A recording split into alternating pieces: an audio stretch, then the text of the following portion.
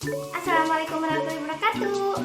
Halo, kami dari Kompak 2, model-model pembelajaran yang diampu oleh desa kita, Bapak Ciceng Salamuddin MAG.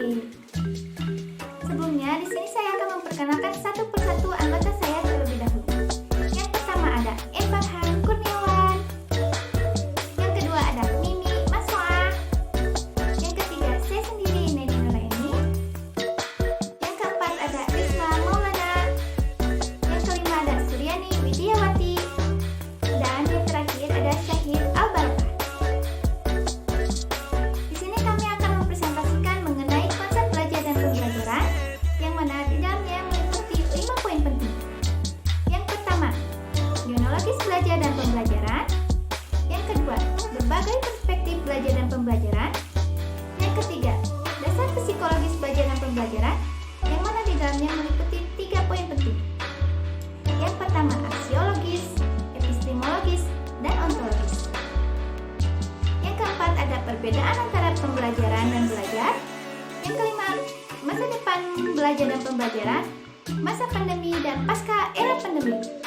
Langsung saja kepada pemaparan materi. Selamat menyaksikan. Genealogis belajar dan pembelajaran.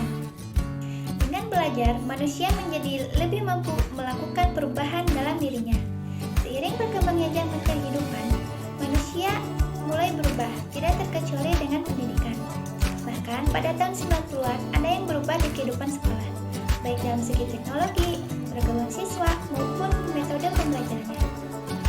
5 perbedaan belajar dan pembelajaran zaman dahulu dan sekarang. Yang pertama, cara belajar di kelas. Generasi tahun 90-an pasti sempat mengalami menggunakan papan tulis hitam dan kapur. Namun di zaman sekarang lebih menggunakan papan tulis putih dan cetak. Bahkan di sekolah modern sekarang sudah menggunakan proyektor dan laptop. Yang kedua, tujuan bersekolah. Rasa tanggung jawab, sopan santun, kejujuran, dan semangat belajar menjadi tujuan orang tua, guru dan siswa. Namun nilai tersebut kian pudar karena hanya mementingkan nilai yang tercantum di rapor sebagai tolak ukur keberhasilan siswa di sekolah. Padahal mau setinggi apapun yang didapat belum tentu mencerminkan kepribadian yang baik pada siswa tersebut. Yang ketiga, materi pelajaran dan status sekolah. Zaman sekarang sekolah dibedakan menjadi beberapa macam. Ada yang berstatus nasional, nasional plus, dan internasional. Kurikulum yang digunakannya pun berbeda tergantung status dan akreditasi sekolah. Hal tersebut seolah mempertajam kesenjangan sosial di ranah pendidikan.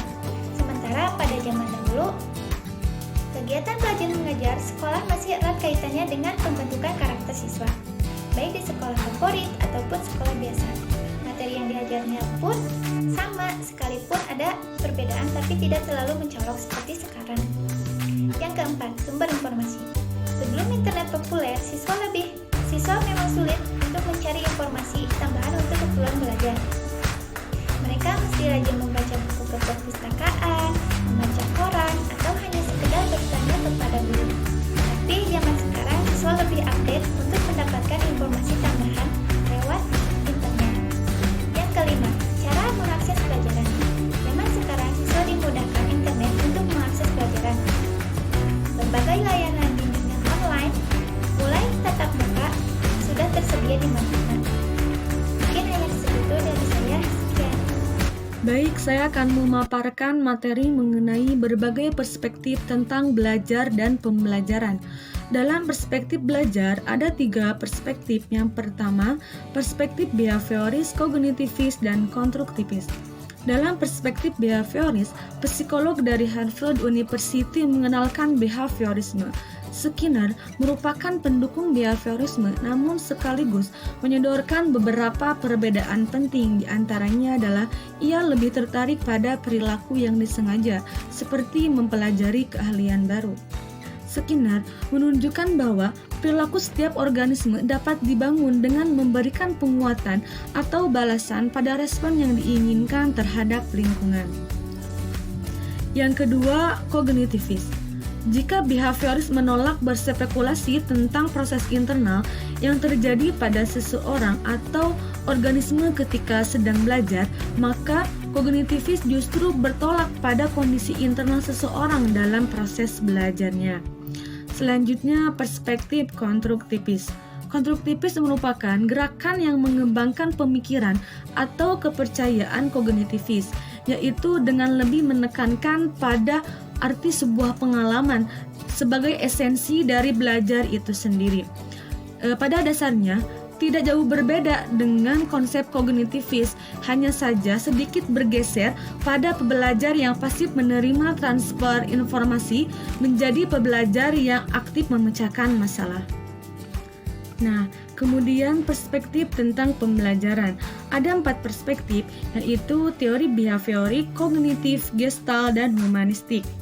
Teori behaviorik atau teori tingkah laku ini menekankan bahwa pembelajaran adalah usaha guru membentuk tingkah laku yang diinginkan dengan menyediakan lingkungan.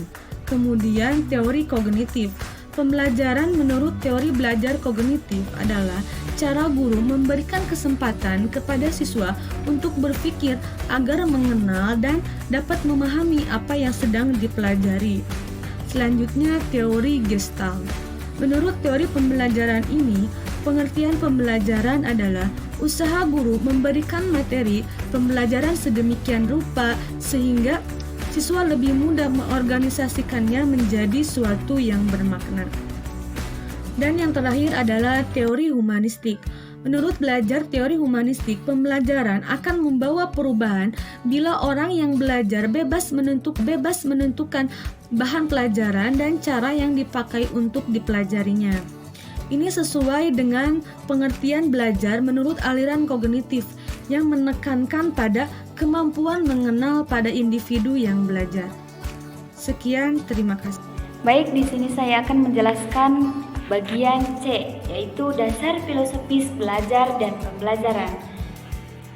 Yang pertama yaitu ontologis belajar dan pembelajaran. Pada dasarnya belajar merupakan tahapan perubahan perilaku siswa yang relatif positif dan mantap sebagai hasil interaksi dengan lingkungan yang melibatkan proses kognitif. Dengan kata lain, belajar merupakan kegiatan berproses yang terdiri dari beberapa tahap. Tahapan dalam belajar tergantung pada fase-fase belajar dan salah satu tahapannya adalah yang dikemukakan oleh Whiting, yaitu A. Tahapan expression, yaitu tahapan perolehan informasi. B. Tahap strong, yaitu tahapan penyimpanan informasi. C. Tahap retrieval, yaitu tahap pendekatan kembali informasi atau SHA pada tahun 2003. Yang kedua, epistemologi belajar dan pembelajaran. Proses belajar merupakan interaksi antara individu dengan lingkungan secara terus-menerus atau continuous yang disebut adaptasi. A. Proses belajar dan pembelajaran dipengaruhi oleh faktor internal individu, faktor eksternal. Yang ketiga, aksiologi belajar dan pembelajaran. Dari beberapa pengertian belajar, kata kunci dari belajar adalah perubahan perilaku. Dalam hal ini, Benjamin S. Bloom pada tahun 1956 mengemukakan perubahan perilaku yang terjadi sebagai hasil belajar meliputi perubahan dalam kawasan atau domain kognitif, efektif, dan psikomotor beserta tingkatan aspek-aspeknya.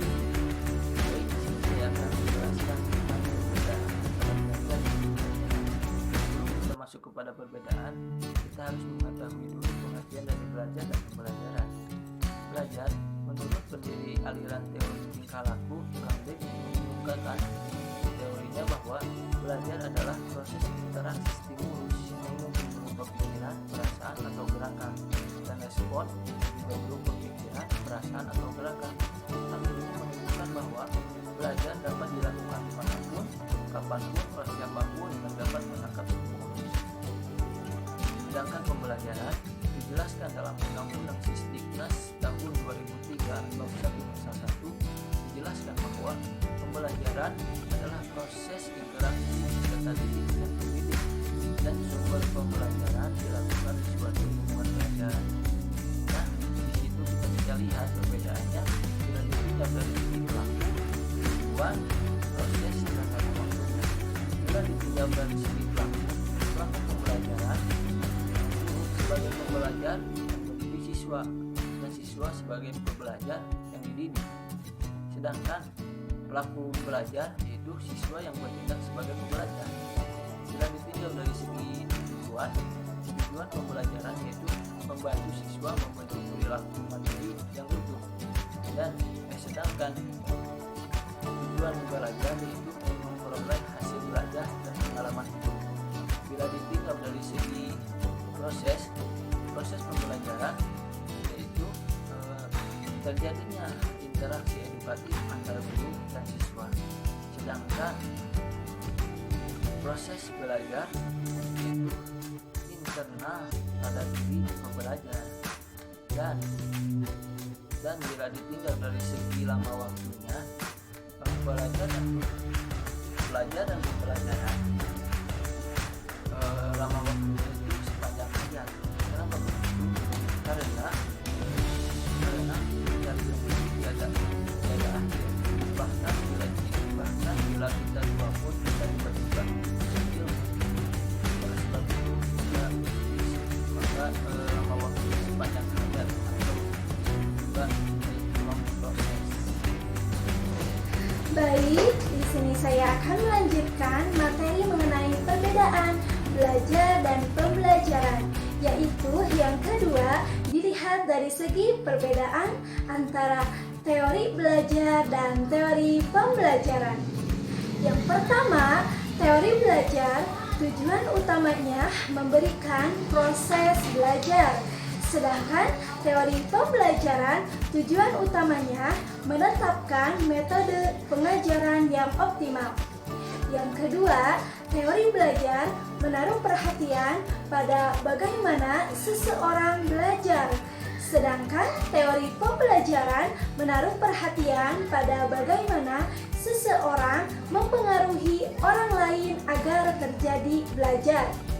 Yang ketiga, teori belajar berfokus pada hubungan di antara variabel atau pokok bahasan yang menentukan hasil belajar, sedangkan teori pembelajaran berfokus pada upaya mengontrol variabel yang dispesifikasi atau dirinci dalam teori belajar yang bertujuan agar dapat memudahkan dalam belajar. Yang keempat, teori belajar tidak berhubungan dengan metode pembelajaran, sedangkan teori pembelajaran selalu menyebutkan metode pembelajaran. Yang kelima, teori belajar penelitian dilakukan oleh ilmuwan karena merupakan penelitian dasar, sedangkan teori pembelajaran penelitian dasar dilakukan oleh ilmuwan dan penelitian terapan dilakukan oleh teknologi. Yang keenam, teori belajar mengungkapkan hubungan kegiatan si belajar dengan proses-proses psikologis dalam diri si belajar. Maksudnya, mengungkapkan hubungan antar fenomena yang ada dalam diri si belajar.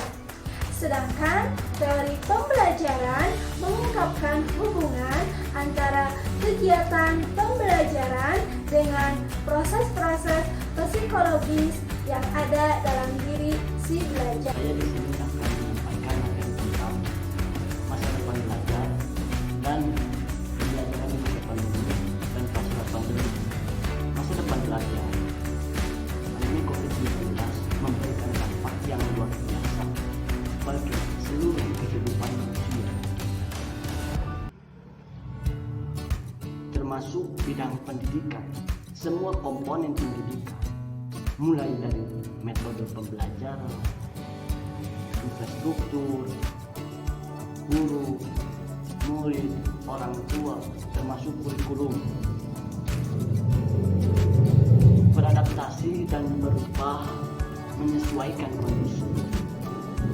Pemerintah mengeluarkan kebijakan pembelajaran jarak jauh diterapkan secara rasional. Hal ini menjadi wajah baru pendidikan Indonesia, tidak hanya sebagai respon terhadap pandemi, bisa juga menjadi wajah pendidikan masa depan. Pembelajaran di masa pandemi setelah munculnya wabah COVID-19 di belahan bumi, sistem pendidikan pun mulai mencari suatu inovasi untuk proses kegiatan belajar mengajar. Terlebih adanya surat edaran nomor 4 tahun 2020 dari Menteri Pendidikan dan Kebudayaan yang menganjurkan institusi pendidikan harus jaga jarak dan seluruh penyampaian materi akan disampaikan di rumah masing-masing. Bahwa ada beberapa metode yang dapat dipakai, diantaranya salah satunya yang pertama project based learning, yang kedua dari metode. Pasca pandemi, permasalahan yang ditemui pembelajaran dalam sistem belajar online seperti sinyal lemah, tidak ada pulsa, perangkat tidak mendukung, gagal teknologi, dan lain sebagainya, menjadi hal yang perlu dicarikan solusinya. Salah satunya adalah pembuatan media berupa modul-modul pembelajaran dalam bentuk video yang berisi penjelasan dari guru, gambar, animasi, teks, dan lain sebagainya, sehingga murid seolah-olah merasa berhadapan dengan guru secara langsung. Video tersebut dapat diperoleh oleh siswa melalui YouTube atau film yang dikirim oleh guru. Itu mungkin dicukupkan, sekian dari saya. Alhamdulillahirrahmanirrahim, semua materi sudah tersampaikan. Mudah-mudahan bermanfaat bagi kita semua. Terima kasih atas perhatiannya. Wassalamualaikum warahmatullahi wabarakatuh.